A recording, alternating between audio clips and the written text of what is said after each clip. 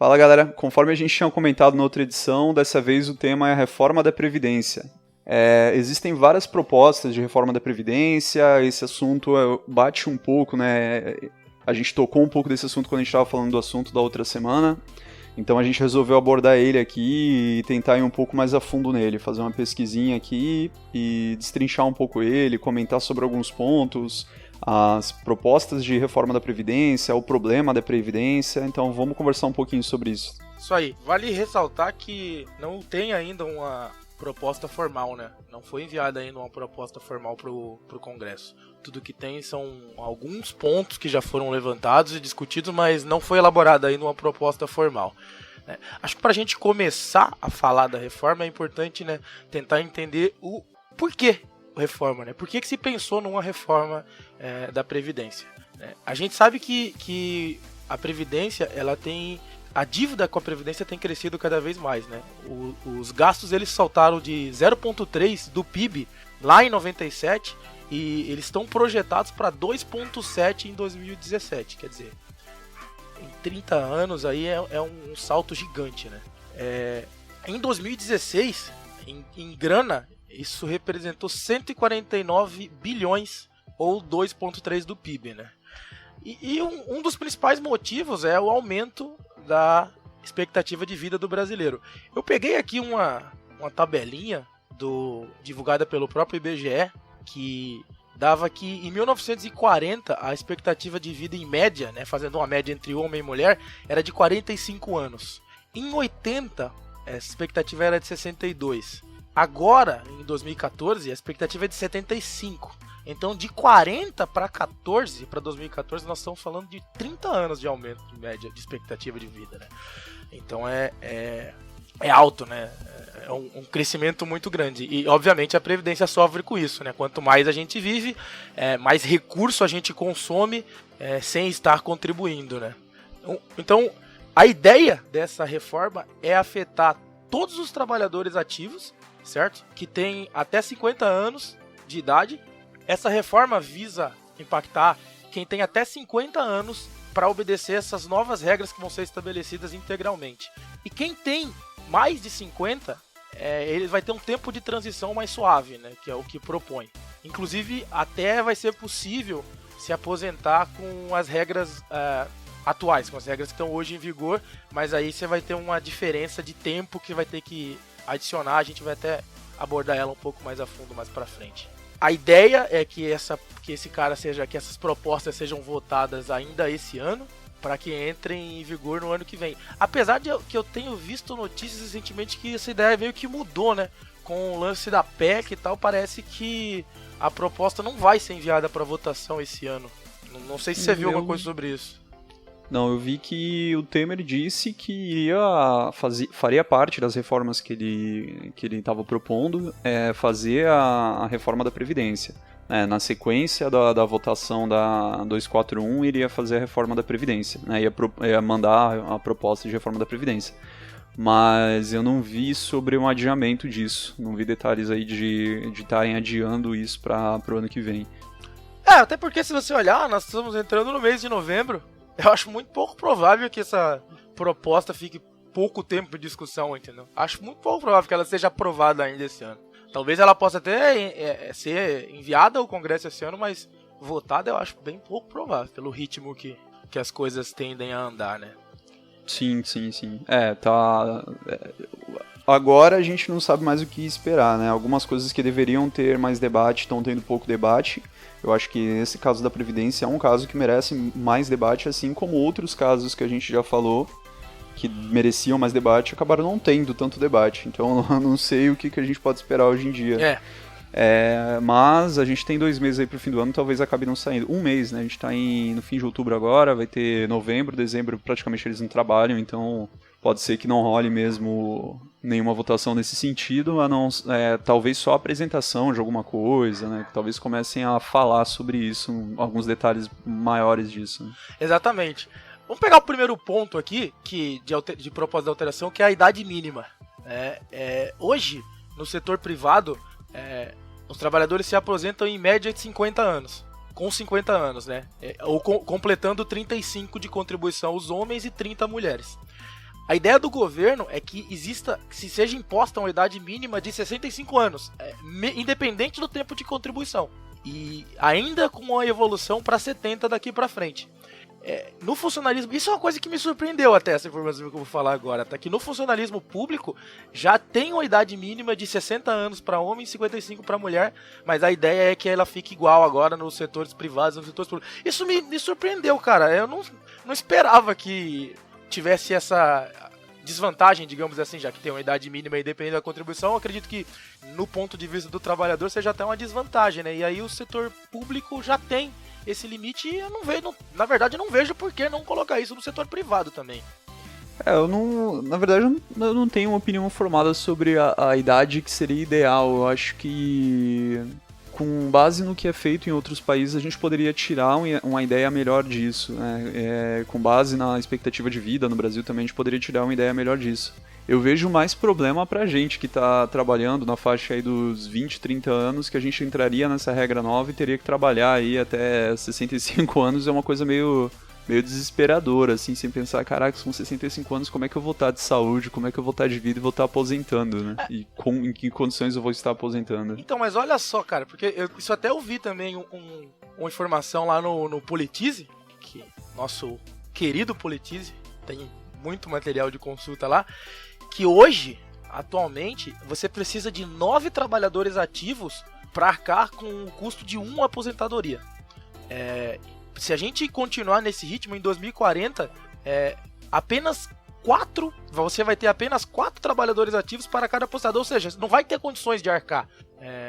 O ritmo que ocorre hoje é impossível de manter, entendeu? E eu acho que assim, se a expectativa de vida aumentou, então eu entendo que a idade da aposentadoria também tem que subir. Não dá mais pra manter na mesma... Não dá pra gente pegar lá como era em 1940 e querer dar a aposentadoria ao mesmo tempo. Você imagina, em 40 a expectativa de vida era de 45. Então digamos que o cara com 40 anos se aposentasse, porque ele só vivia 5 anos dependendo da Previdência.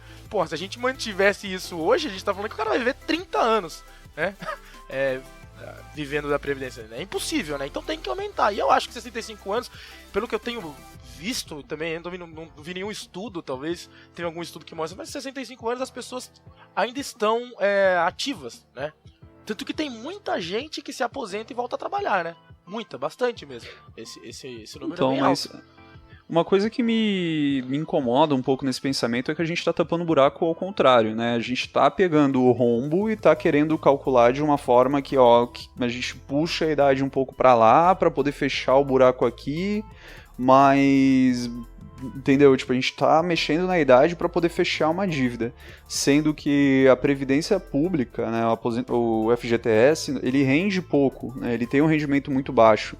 Talvez se tivesse um rendimento maior, se fossem feitos investimentos diferentes com esse dinheiro que é acumulado, você poderia sim ter uma aposentadoria mais cedo, sem prejuízo, né? Tipo, se esse dinheiro fosse rendendo o montante durante a sua vida toda, fosse sendo investido de forma que fosse rendendo alguma coisa, você poderia aposentar mais cedo, né? Você pode aposentar mais cedo já se você tem a sua empresa, você, sei lá, se contribui de outra forma, você consegue colocar na previdência privada alguma coisa que renda mais, você vai juntando seu pé de meia de alguma coisa, então você consegue se aposentar mais cedo. Eu vi, não sobre essa pesquisa agora, mas paralelo a isso, assim, eu tinha lido uma vez, acho que na BBC, casos de alguns países da Europa onde as pessoas estão planejando a aposentadoria para começar uma nova vida.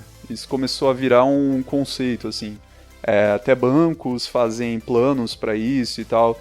Então, você começar a empreender aos 50 anos, 60 anos, por exemplo. Você planeja uma aposentadoria cedo para você começar um negócio. Então, isso tem virado um conceito em alguns países que tem expectativa de vida mais alta e tal. Você faz um investimento que vai render bastante, que vai te dar condições de começar outra coisa que não seja o seu trabalho formal. Mas, enfim, uma coisa que me incomoda um pouco nessas soluções aí, eu não sou um especialista, eu não sei outras soluções melhores para resolver isso. Mas é isso, né? A gente está mexendo só na idade como forma de equalizar essa dívida, né? Não sei se existem formas mais inteligentes aí da gente resolver isso. Não, então, você vai ver durante aqui a nossa conversa que não é só na idade que tá mexendo, não. Tá mexendo em várias outras coisas. A idade é o primeiro ponto. Ainda assim, se você olhar pro os exemplos no mundo, como você mesmo citou, a França, por exemplo, já tinha a idade mínima de 60 e agora não, em 2010 o Senado aprovou para 62. Ao redor do mundo os países têm a idade mínima para se aposentar, sim. Tem que ter, cara. É insustentável que isso não seja feito, né? Então a idade mínima ela tem que existir. Agora, óbvio que tem que se verificar a idade ideal, não pode ser um chute, né? Não pode ser apontar o dedo pra cima e escolher uma idade. Precisa se buscar a idade ideal, mas que tem que ter uma idade mínima, eu acho que os exemplos aí ao redor do mundo mostram pra nós que precisa ter. Um ponto... Sim. Um outro ponto também é a fórmula do cálculo do benefício, né? Que vai mudar, né? Porque a gente... Cara, o cálculo do benefício da Previdência hoje ele é extremamente complexo. Eu não sei explicar como ele funciona, né? O cálculo de quanto você vai ganhar. Essa talvez é uma pergunta que a gente possa guardar para o nosso especialista lá, que a gente vai conversar depois. Agora, o que se sabe é que hoje é muito difícil que você consiga receber o benefício integral, ou seja, manter o salário que você contribuiu durante a vida na aposentadoria, né? Isso é muito difícil de se fazer hoje. E aí, uma das ideias da proposta é que você tem um bônus à medida que você aumente seu tempo de contribuição. Então, para cada um ano a mais adicional de contribuição, você vai ganhar um ponto percentual. Então, sei lá, você tem 50% do teu salário, você bateu 35 anos, você pode se aposentar. Se você contribuir mais um ano, você vai ter 51. Se você contribuir 37, você vai ter 52. E assim sucessivamente. Então, vai fazer com que incentivar as pessoas a contribuir por mais tempo, né? Para que quando elas começarem a receber esse benefício, o benefício seja maior. Eu também acho que é algo bom, é algo inteligente para se fazer. Não é obrigatório, pelo que eu li. Vai ser realmente uma escolha da pessoa que está se aposentando. Um outro ponto é o tempo mínimo de contribuição. Hoje, o tempo mínimo de contribuição é de 15 anos para aposentadoria, mesmo que você bata a idade, né? Porque hoje você se aposenta ou com 35 de contribuição ou ao chegar aos 65. O homem 65, a mulher 60. A ideia é que esse tempo mínimo de contribuição seja de 25 anos. Então, mesmo que você bata 65, você tem que ter 25 anos contribuindo dentro desses 65.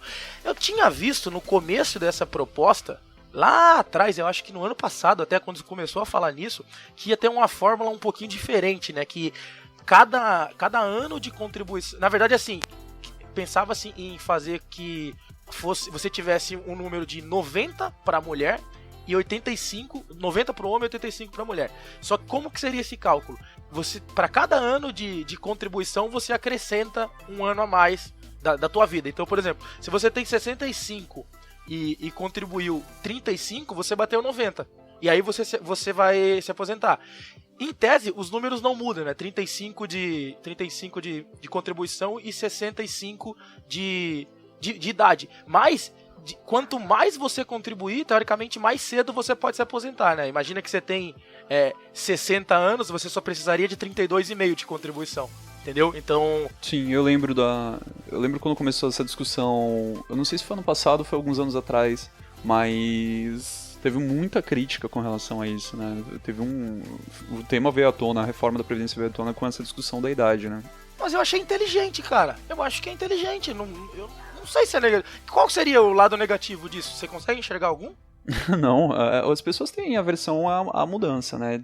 Mas eu lembro também que foi proposto um período de transição, inclusive no que a gente está lendo agora, do que tem sido colocado para agora, tem sido colocado um período de transição, me corrija se eu estiver errado, mas eu acho que de 15 anos, né? Perfeito, exatamente, de 15 anos. É isso mesmo. E ainda assim, esse período de transição de 15 anos, e nesse período, as pessoas com 50 anos ou mais, elas podem se aposentar com as regras que valem hoje. Só que aí elas vão ter um pedágio, entre aspas, aqui eu tô fazendo aspas com a mão, mas isso não é vídeo.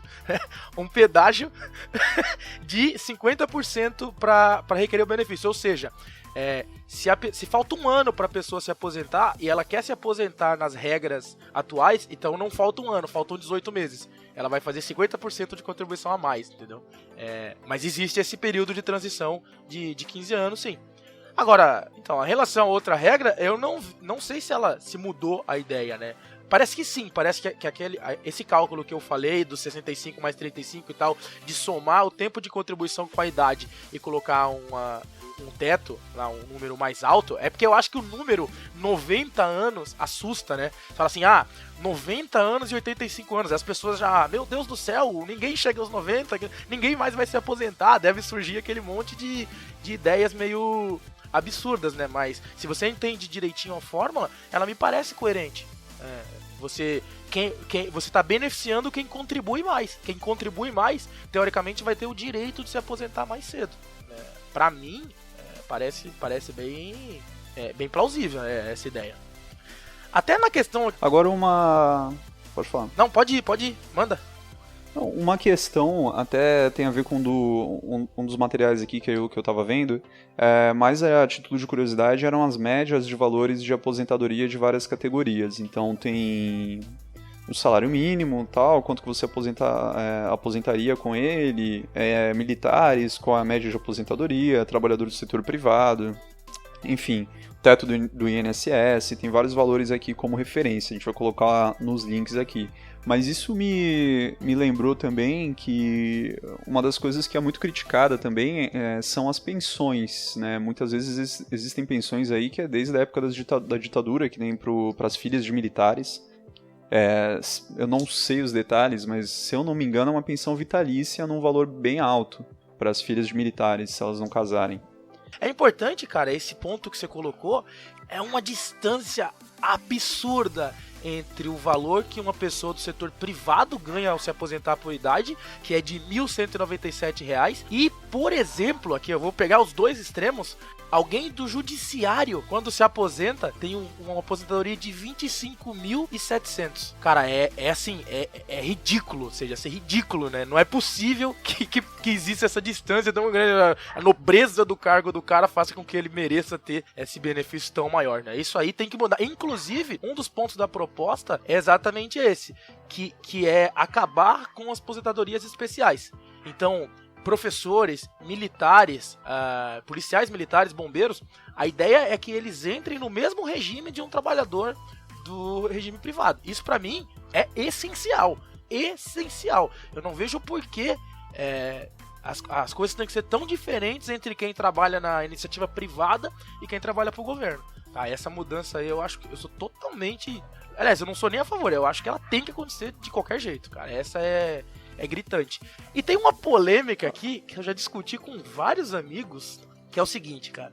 A diferença de idade, a diferença da regra entre homens e mulheres, né? Atualmente já é assim, né? Os homens podem se aposentar com 65, as mulheres com 60. Os homens podem se aposentar com 35 de contribuição, as mulheres com 30. É justificável essa diferença? Você vê justificativa para existir essa diferença de regra? Olha, cara, eu posso estar perdendo algum ponto, mas eu concordo que realmente não. Pelo contrário, as mulheres tendem a viver mais, né? Os homens vivem menos. A gente já tem essa diferença aí na longevidade. Agora, com relação ao fim das aposentadorias especiais, eu sou crítico com relação a algumas coisas meio... que nem o ponto que eu falei, ou que nem você falou do judiciário. Agora, algumas profissões realmente oferecem um risco e exigem muito do seu corpo ali, tipo... São pessoas que não têm condições de estar exercendo aquela função até os 65 anos, a não ser que fossem movidos para algum cargo administrativo, ou enfim, são pessoas que realmente deveriam ter uma visão, tem que ser tratada diferente a aposentadoria delas. Então até entendo alguns casos, né, que não sejam casos como, sei lá, como os que a gente comentou aí. Existem absurdos, mas tem que ser feita uma triagem. Eu acho que acabar assim de vez com qualquer aposentadoria especial é muito drástico, assim, a gente pode estar sendo injusto com pessoas que de repente não poderiam estar trabalhando mais com essa idade, né? Que não é a gente bater o martelo e botar a idade em tanto tempo, né? Não, mas o que eu digo é assim, ó, vai existir regras, né? Não quer dizer, é óbvio, por exemplo, um bombeiro que trabalhe, um bombeiro de incêndio lá, ele não vai conseguir trabalhar com 65 anos, né, na mesma atividade. Obviamente que a gente tem que pensar no seguinte também, esse cara, teoricamente, ele devia, dentro da própria corporação, ir migrando de funções para chegar numa função administrativa. Ir migrando de patentes para alcançar uma patente maior e ter funções mais administrativas, mais gerenciais, assim como é para uma pessoa de iniciativa privada. Beleza, nós somos programadores, a gente trabalha só com a mente, mas, sei lá, você pega um cara que trabalha como pedreiro, por exemplo, ele também tem uma carga física muito grande do trabalho dele. Quanto mais velho a pessoa, teoricamente, né, ela vai perdendo essa condição física. E aí, se esse cara não evoluir na carreira dele para ir virar um mestre de obras, ou aí começar, sei lá, fazer um curso para aí virar um engenheiro, qualquer coisa do tipo, esse cara também não vai conseguir exercer a função dele. Eu acho injusto que só seja visto do lado do funcionarismo público essa questão de que a idade vai sim influenciar a execução da tarefa. Mas isso tem que valer para todos. E eu acho que é muito frouxo. Inclusive essa questão das pensões, que é um ponto que você colocou e que já está sendo visto, na verdade, tá? Eu vi uma matéria esses dias, que inclusive a gente vai colocar aí no link, que o governo está fazendo... O INSS iniciou uma operação de pente fino recentemente. Eu tenho uma matéria aqui de 14/10, e ele já cancelou 80% dos benefícios analisados no primeiro mês. Por quê? Eram benefícios que às vezes estavam de fato errados, eram benefícios de pessoas que não estavam passando regularmente pela perícia, não receberam o benefício há X tempo, mas aí precisariam fazer uma perícia periódica e não estavam fazendo. Então, eram benefícios para pessoas que já estavam mortas, e aquela pessoa estava recebendo o benefício no nome dela. Esse benefício de filha que você falou, inclusive, teve vários que aconteceu isso, benefício de filhas mortas. E esse dinheiro está indo para onde? Nossa, é o absurdo do absurdo, né? É o absurdo do absurdo. Nesse caso das filhas, eu já tinha lido algumas matérias falando que, como eu falei, é uma lei aí do período militar, se não me engano, e uma das regras é que a filha vai receber, ela pode continuar recebendo desde que ela não se case. Então, algumas chegam a fazer uma puta festa de casamento, uma coisa luxuosa lá e tal, mas não registram um casamento, tá? Elas vivem com o marido com a aposentadoria absurda, uma vida de luxo lá e tal, mas não registram o casamento, simplesmente. É coisa simples de se fazer, de se burlar. E você continua recebendo aquela grana. O que também, tipo, já seria injusto só uma categoria ter esse benefício pras filhas, né? Tipo, minhas filhas que se fodam, né? Tipo, não é justo isso. Não tem um cabimento você fazer um bagulho desse. Mas, enfim, né? Acho que a gente pode voltar até pra linha que a gente tava seguindo. Não sei se a gente fechou todos os pontos que a gente queria pegar da explicação. Não, tem um outro aqui também que é em relação a trabalhadores rurais. Que eles são considerados segurados especiais, né? Então eles se aposentam por idade. E aí tem uma diferença de 5 anos para os outros. 60 anos para homens, 55 para mulheres. Que eles não precisam ter nenhum tipo de contribuição. Eles só precisam comprovar a atividade no campo. Então, o que o governo quer fazer nesse caso é que eles tenham uma contribuição mínima, por exemplo, equivalente à contribuição do MEI lá, né, do microempreendedor individual. E aí, dessa forma, e a idade também aumentar, equalizar com os 65 de todos. Aí eles vão continuar tendo a condição de ter o benefício, porque realmente, né, o cara que cresce e morre na fazenda, ele não tem documentação formal de trabalho, então ele acaba não contribuindo nada, mas ele também não pode largar simplesmente essa pessoa e dizer que ela não tem direito a nada. Na verdade, então é mudar um pouco a regra, mas ainda assim garantir o direito a receber esse benefício. Acho que também é coerente. É coerente. Nesse caso, eu tenho até um parênteses, assim, uma prova viva é minha tia. Eu tenho uma tia minha que ela morava, até esqueci o nome da cidade, lá no Nordeste mesmo, uma cidade afastada das capitais. A família da minha mãe é toda do Nordeste, né, Aracaju, várias cidades por lá, mas essa minha tia se casou com um cara lá e eles foram morar numa cidade bem afastada, e eles tinham um pedacinho de terra ali, uma fazendinha deles, não era fazenda, era um sítio, sei lá, não sou bom com essas nomenclaturas, mas a menor porção de terra ali, que era deles, que eles criavam as galinhas deles, tinham a plantaçãozinha deles, mas eles trabalhavam também, eles trabalhavam muito, assim, na terra, não só pra eles trabalhavam pra outros fazendeiros ali da região e tal, e depois, quando colocaram mais recentemente, assim, coisa de uns 20 anos atrás, 15, 20 anos atrás, quando colocaram uma usina de cana-de-açúcar lá por perto, né, eles ficaram trabalhando durante muitos anos num canavial. Até o terreno deles, eles plantavam cana também, uma parte do terreno lá. Enfim, eles trabalharam a vida toda, assim, só que não tinha registro de nada. E depois pra aposentar, né? Ficaram os dois velhos, né? Com idade já que só dava pra cuidar das galinhas do terreninho deles, não dava mais pra trabalhar pra ninguém, pra ficar cortando cana. E não tinham como aposentar. Então a família que correu atrás, né? Os irmãos, a família, porque os dois são analfabetos também, né? Eles falam com a família e tudo e tal, tem contato, mas a família que correu atrás, né? Tipo, pô, não, vamos ajudar, vamos ver o que a senhora trabalhou, onde é que trabalhou. Aí foram aqui, ali, pegaram registro e conseguiram fazer a aposentadoria deles. Esse meu tio aí faleceu pouco tempo depois, ficou um pouquíssimo tempo recebendo a aposentadoria dele, mas ok, né? Deu uma ajuda lá pra eles. E a minha tia tá bem agora, graças a Deus, essa aposentadoria dela. Não é nada assim de outro mundo, pelo contrário, é um valor baixo até, mas graças a Deus ela tem a condição de estar vivendo a vida dela, né? Se não fosse isso, ela tava lascada agora, porque não tinha registro, né? E ela trabalhou desde que jovem, assim, né? Desde 15 anos o pessoal trabalhava na roça. É um bagulho bem pesado, assim, que às vezes a gente aqui no Sudeste não tem noção que acontece ainda. Então, pode ser que hoje em dia isso daí esteja sendo mitigado, né? Não aconteça mais daqui a alguns anos, pare de acontecer, todo mundo comece a ser pelo menos registrado. Mas ainda existem pessoas aí que vão se aposentar que viveram essa transição aí onde nada era registrado. Então é foda isso, né? Sem dúvida. Mas então, eu acho que essa mudança, ela mantém, ela permite ainda que esses casos, eles consigam ser auxiliados, essas pessoas consigam ser auxiliadas, entendeu? Ela só vai impor um pouco mais de rigor na questão da idade, etc., que eu acho que é viável, mas ela vai manter. Um ponto que eu achei fantástico também é o fim da paridade entre servidores ativos e inativos. Por quê? Servidor público recebe o mesmo reajuste, estando ativo ou não.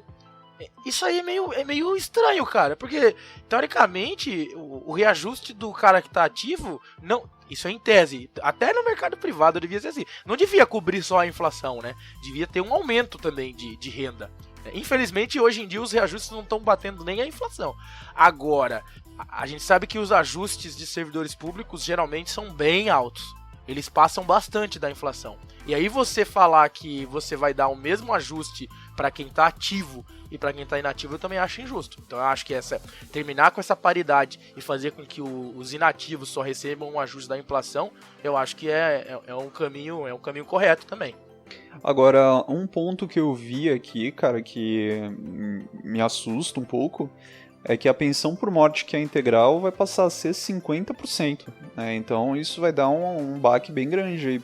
É porque a realidade do Brasil também eu entendo que mudou, né? Hoje em dia não é só mais o homem que sustenta a casa, então tem uma situação diferente. Agora, para quem ainda vive dessa forma, você vai deixar de ter 50% da renda quando você falecer. Né? Mas tem um adicional aí que são 10% por dependente, né? Então, mas ninguém tem mais 5 filhos, né, hoje em dia. Ah, não tem? Como não? Eu vejo aí um monte de post no Facebook falando que os nordestinos fazem 5 filhos pra ganhar a Bolsa Família. Essa galera não foi lá olhar pra ver se é isso? Cara, eu tenho quase certeza que essa galera não foi lá olhar, cara. Eu tenho quase certeza que os teus amigos aí não foram lá conferir. Não, mas então, eu acho que depende... Porque assim, dependendo da forma que a pessoa morre, né? Exercendo um serviço e tal, tem também uma indenização em cima. Não é simplesmente a aposentadoria recorrente que a família recebe, né? Por exemplo, a família de um policial quando ele morre, eu acho que tem algumas outras coisas. Posso estar falando besteira também, não tenho certeza, tá? Mas eu acho que tem alguma coisa mais em cima além desse valor recorrente. E aí a gente precisa ver que é o seguinte, né? 50% de alguém que ganha 5 mil reais é pouco, mas 50% de alguém que ganha 30 mil reais já não é tão pouco, né? Talvez esse percentual tenha que ser ajustado de acordo com o tamanho do benefício. Porque não acho também justo que todos os trabalhadores ativos tenham que arcar com um valor tão alto de salário de uma pessoa que faleceu. Eu não sei, é que aqui não tá muito claro, né? Tá assim, pensão por morte. Quem tem direito a pensão por morte? Como funciona? Eu não sei exatamente como funciona isso. Porque, por exemplo, no caso dos militares, a gente vê muito bem que essas pensões de militares, elas são bem frouxinhas, né? Inclusive, também tem vai ter mudança no caso deles. A transferência para reserva vai mudar de 30 para 35, então, na verdade, vai passar a ser semelhante a de alguém que trabalha, algum civil, né? Que Por que eles têm 5 anos a menos de contribuição nesse aspecto? Eu não vejo o porquê disso. Aí pode entrar naquela mesma questão que você colocou lá antes, né? Dependendo da função que a pessoa exerça, talvez numa determinada idade ela não possa mais exercer essa função. Mas aí eu acho que dentro de qualquer atividade a pessoa tem que galgar evoluções para que ela não fique sempre precisando de todo o potencial físico dela, que eu acho que é basicamente onde implica, né? Potencial físico, porque assim, potencial mental eu acredito que você perca muito pouco com a idade, a não ser quando você desenvolve algum tipo de doença e tal, né? Aí são outros 500. Só um esclarecimento aqui, que a gente gosta de falar besteira, mas não gosta de falar muita besteira. Então eu já fui fazer a consulta aqui, vindo aqui com a informação, né? A pensão por morte é uma pensão para os dependentes de quem já estava recebendo aposentadoria, e ela varia aqui, como a gente estava falando aqui, sobre o cálculo ser super complexo, realmente tem várias regrinhas aqui, tem trocentas cláusulas, mas basicamente ela vai depender da idade do dependente na data do óbito da pessoa que estava recebendo a aposentadoria. Então, se o dependente tiver menos de 21 anos, essa pensão vai durar no máximo 3 anos. Se o dependente tiver entre 21 e 26, dura 6 anos. Se tiver 27 a 29, dura 10 anos. E se o dependente dessa pessoa que faleceu tiver a partir de 44 anos, ela recebe uma aposentadoria vitalícia, né? Ela fica recebendo essa pensão até ela falecer também, até ela morrer. É um caso, sei lá, tipo, uma pessoa que teve uma esposa, a esposa não trabalhava, ali era dependente dele, né, e ele faleceu com a esposa já tendo mais de 44 anos, então essa esposa seria como se ela tivesse aposentado aos 44, vai. Então, você vê que a situação ela já é bem específica, né? O que eu acho que seria cruel não seria com as pessoas de menos de 21 anos, que são dependentes e tal. O que seria cruel seria com essa senhora aí de 44, 60 anos, 70 anos, que estava dependendo ali do dinheiro do marido, né? Nesse caso ali seria bem complicado. E se a gente for pensar bem, de forma bem racional, né? E pode até parecer um pouco cruel, a gente tem mantido os inativos muito... de uma forma pouco sustentável, né? A forma que a gente mantém os inativos no Brasil é pouco sustentável. Então, eu acho que é fato que... Da mesma coisa que eu falei quando a gente discutiu a PEC lá, eu vejo aqui. Eu acho que aqui tem muito menos coisa para ajustar. As coisas que eu tenho lido sobre as propostas me parecem todas pelo menos plausíveis. Eu não vi nenhum absurdo de proposta de mudança. Óbvio que é um assunto que tem que ser discutido, é extremamente impactante na vida das pessoas, mas eu acho que esse é o tipo de proposta que pelo menos deveria enfrentar muito menos resistência na Câmara e no Senado. Eu acho que a análise da solução do problema, ela tem que ser extremamente técnica. A questão aí é cobrir e ter um planejamento para daqui para o país, né, daqui a 20 anos, daqui a 30 anos, daqui a 40 anos, né, que é a época aí que a gente vai estar vivendo ainda e vai estar, de repente, aposentado. Né, se Deus quiser, a gente vai estar aposentado. Não vamos não, cara. Não vamos não. Eu? Nenhum 40, 29, 69 eu devo estar. Eu espero que sim. Nenhum de nós dois vai estar, cara. Não pelo menos com o INSS do jeito que ele é hoje. Porque não vai se manter assim, esse é fato. Pode ter certeza. Começa a fazer previdência privada aí, velho. Não, isso mas o que só prosseguindo, o que eu quis dizer é que é uma questão bem técnica. Para você matar esse problema, você tem uma dívida de tanto, vai ter a projeção da natalidade é tanto, as pessoas estão vivendo mais tanto e tal. Então tudo isso tem que ser analisado, é uma questão que não pode ser jogada pro jogo político.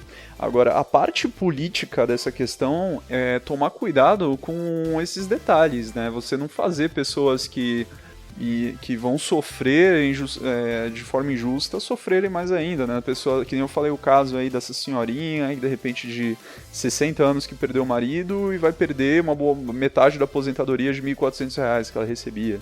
Sei lá, tipo, tem casos assim que tem que ser analisado com cuidado, ou de repente algumas áreas de atuação, que nem eu já tinha falado, que será que caberia acabar com essas aposentadorias, permitir que essas pessoas aposentassem antes do tempo, não sei, né? Essas questões aí são questões que tem que ser analisadas com um pouco mais de carinho, aí, um pouco um pouco mais de política. Agora o resto é totalmente técnico, né? O resto que tem que ser visto é totalmente técnico. Só aproveitando para abrir um outro parênteses aqui, porque a gente tá meio em cima aí da votação que acabou de acontecer no STF ontem. Não sei se você chegou a ver isso daí, mas o STF julgou improcedente, aí, ilegal, a desaposentadoria, que era uma questão que já vinha sendo trazida aí já há bastante tempo aí para ser votada e tal, e foi votada ontem aí, só para citar, não deixar passar batido, não tem muito a ver com a reforma, né? Isso daí era uma questão que tinha que ser julgada se era legal ou não era legal, mas foi julgada que é ilegal e você não pode se desaposentar, né? Que seria você, porque você voltou a trabalhar durante sua aposentadoria, você pedir a revisão, voltar a contribuir e aumentar o valor da sua aposentadoria. Eu não acompanhei os detalhes, para mim isso não me parece correto, já que eu estava querendo contribuir novamente, né? E provavelmente numa previdência privada eu conseguiria fazer isso, não sei. Mas enfim, foi julgado improcedente e é legal fazer isso. Você pode voltar a trabalhar por conta própria fazendo freelance, mas você não vai poder mudar mais a sua aposentadoria. Sim, eu vi essa notícia, inclusive a Carmen Lúcia, lá, presidente do Supremo, ela foi questionada sobre vários casos em que já aconteceu isso. Já tiveram casos, já tem pessoas que se desaposentaram, né? E aí a resposta dela é que cada caso desses vai ser tratado de forma específica. Não vai simplesmente quem já fez, agora é ilegal, volta tudo, não. Acho que vai ter uma análise, pelo menos é o que a presidente do Supremo disse, né? Que vai ter uma análise dos casos para ver o que vai se fazer nesses casos, porque, de fato, a partir de agora não vai se poder mais fazer, né? Sim, novamente aí eu posso estar falhando na minha análise técnica dessa situação, que é zero, né? Eu não estou fazendo uma análise técnica dessa situação porque eu não tenho gabarito para isso. Mas o que eles dizem aqui é que o caráter contributivo da Previdência Social e a necessidade de preservação do equilíbrio entre as receitas e despesas é que faz com que isso não possa acontecer, né? Então, para não desequilibrar as contas, o planejamento e tal, eles não podem liberar isso. Mas enfim, né, pra mim me soa estranho, porque eu não tô dentro desse problema, não entendo as implicações disso, mas pra mim uma pessoa que tá contribuindo pra Previdência, teoricamente, seria melhor do que uma que tá só recebendo da Previdência, mas, enfim. Sim, olhando por cima também é a impressão que me dá, não vejo por que proibir também não.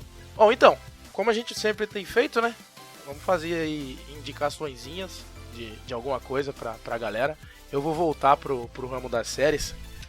E eu quero indicar uma série que eu comecei a assistir semana passada e tô achando fantástica. Chama O Exorcista, ou The Exorcist. Ela conta a história de um padre de uma pequena paróquia lá que começa a ajudar uma família que descobre, a mãe tá desconfiando que uma das filhas tá com possessão porque ela sofreu um acidente recentemente onde a amiga morreu e tal. Essa é mais ou menos a sinopse da série, tá? E aí esse cara começa a ajudar essa família e aí tem um outro padre que é um exorcista já com mais experiência que vai ajudar e tal. É bem na linha dos filmes mesmo, né? Do filme Exorcista. É pra quem gosta desse tipo de conteúdo. Eu entendo que esse conteúdo de terror mais voltado pra esse lado de demônio e etc. não é todo mundo que gosta, mas quem curtiu o filme, por exemplo, eu acho pouco provável que não goste dessa série. O ator principal, Alfonso Herrera, é um cara joia. E também tem o Ben Daniels, que é o Padre Marcos, é o padre que é mais experiente lá, exorcista. Eu lembro desse cara fazendo uma participação em House of Cards lá, ele era o amante da Claire no House of Cards. Enfim, The Exorcist. Não sei se tem... Não tem na Netflix, certamente. Eu tô assistindo via outros meios. É uma série muito boa. Fala aí, cara. Eu tava até dando uma procurada aqui na Wikipedia porque eu ainda tô meio perdido, mas eu achei muito bom. Enfim, pra quem não me conhece, eu sou casado e a gente sempre tenta ver alguma série, ver alguma coisa, agora a gente tá órfão de séries. Eu não gosto dessas séries blockbuster que fica todo mundo falando, então eu tinha muita resistência assim com Game of Thrones. Depois que eu comecei a ver, eu me apaixonei, gostei pra caralho e comecei a ver também e tal, mas não sou daqueles que ficam enchendo o saco falando disso. E minha esposa sugeriu algumas séries aí pra gente ver agora nesse ato que a gente tá de temporadas de séries. Uma série lá que eu nem lembro qual que foi que ela recomendou lá, mas eu não achei tão legal, que era de um cara psicopata, série super pesada, e eu resolvi ver Black Mirror. sugeri pra gente ver Black Mirror. E a série é muito boa, cara. Eu tinha visto que saiu a nova temporada, o Netflix me sugeriu, alguns amigos meus estão assistindo, a galera fica postando no Facebook. Fui ver qual é que era. Vi o primeiro episódio da primeira temporada, tô super atrasado, mas a série realmente é muito boa. É uma série britânica, né? Pra quem não conhece, o Black Mirror é uma referência às telas desligadas, né? O seu celular desligado é um espelho negro, a sua televisão desligada é um espelho preto, né? Então ele faz uma brincadeira com isso porque é uma série que fala muito sobre a tecnologia e como a gente lida com ela. Não só a tecnologia, né, a nossa interação com a tecnologia, mas não sei como dizer, mas de uma forma muito mais social, assim. Se você vir, você vai entender, assim, de que forma a gente é consumido por isso, de que forma a gente se vicia nisso. Então é muito louco, assim. São histórias de um episódio, né? Apesar de eu só ter visto o primeiro episódio, já sei disso, já pesquisei um pouquinho aqui. E ela segue algumas linhas parecidas com que Stephen King, com vários caras famosos, Hitchcock, vários caras já fizeram em experimentações, em séries, em filmes, assim. É meio um thriller, assim, um pouco de suspense e tal, e um pouquinho de terror também, mas é bem legal, cara, bem interessante. Eu vi os primeiros episódios de Black Mirror, e é até legal que me indicaram uma série, um amigo me indicou, só que a série que ele tinha me indicado era The Blacklist. Eu, como não tenho memória, tenho uma vaga lembrança, fui pesquisar e achei Black Mirror. E aí baixei, cara. E o primeiro episódio é aquele episódio do chanceler inglês lá, que tem que fazer sexo com porco, né? Nossa, essa série é muito forte. Eu achei legal, eu vi os 2, 3 primeiros, mas depois eu me perdi, porque eu vejo 700 séries ao mesmo tempo, mas eu vou voltar a ver ela, assim, porque eu ouço falar muito bem desse cara, velho. Saiu temporada nova, assim, eu vi aqui que, inclusive, o Stephen King é um grande fã da série, tá falando, o Stephen King, em particular, tem um interesse notável pela série, ele sempre fica publicando, postando no Twitter dele lá que tá assistindo. É pesada, cara, é pesada tanto que um dos motivos de eu só ter assistido um episódio até agora é porque a gente não pode ficar vendo na sala, a gente tem criança em casa. Então, tipo, o primeiro episódio, se você ver, você vai ver que fica um clima meio, caralho, vai fazer, não vai fazer, acaba a família do cara. Então, tipo, é um bagulho assim que a gente não pode pôr na televisão de boa, assim, e ficar vendo com o volume alto o porco relinchando lá. Eu não sei o que vai vir pela frente, nos próximos episódios aí a gente vai ver de boa aqui no computador. Mas é uma série boa, já vimos que é uma série muito boa. Show, show. É isso aí então? Fechou? É isso. Valeu! Beleza, valeu.